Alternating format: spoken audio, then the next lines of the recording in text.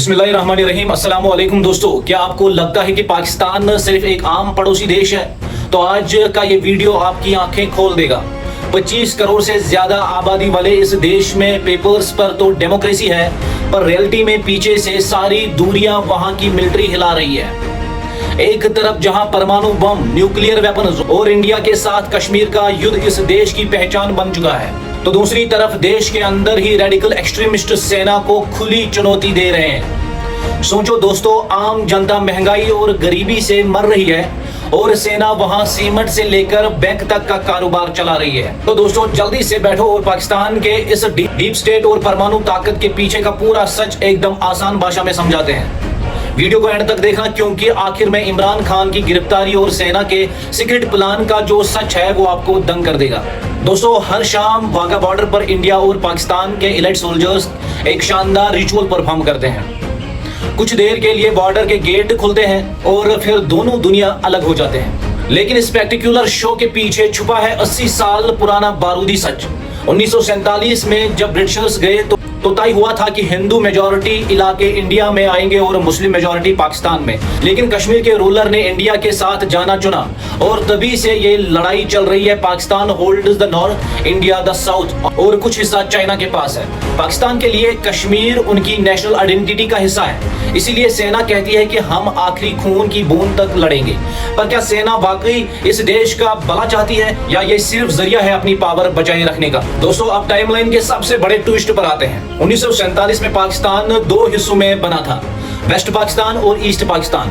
दोनों Muslim majority थे, पर ईस्ट वाले कल्चरली और लिंग्विस्टिकली एकदम अलग थे।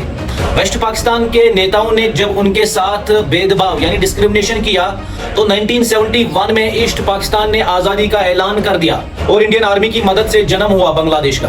देश का आधा हिस्सा खो देना पाकिस्तान के लिए सबसे बड़ा शौक था। उन्हें लगा कि ना तो यूएस ने मदद की, ना इंटरनेशनल कम्युनिटी ने।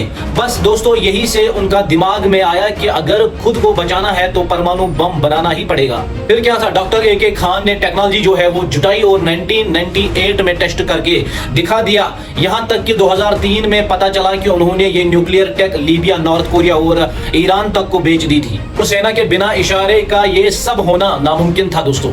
भाई, अब सबसे बड़ा सवाल उठता है कि सेना के पास इतना पैसा कहां से आता है? डिफेंस बजट तो सिर्फ 12% है, तो बाकी सेना कैसे चलती है? जवाब सुनकर आपका दिमाग घूम जाएगा। पाकिस्तान की मिलिट्री वहां का सबसे बड़ा बिजनेस एंटरप्राइजेस है।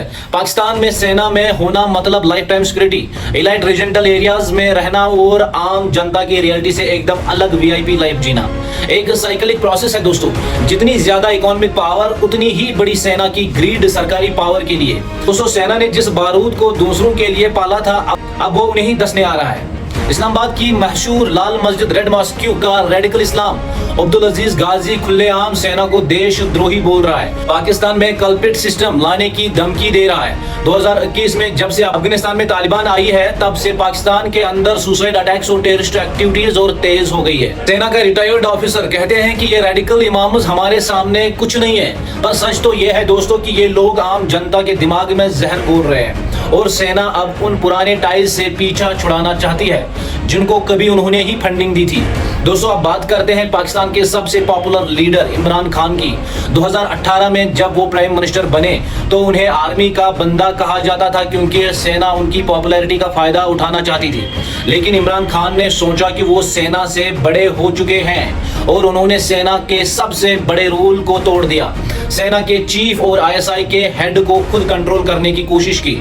सेना की रेड लाइन यही है दोस्तों, तुम हमें नहीं बताओगे कि हमारा चीफ कौन होगा।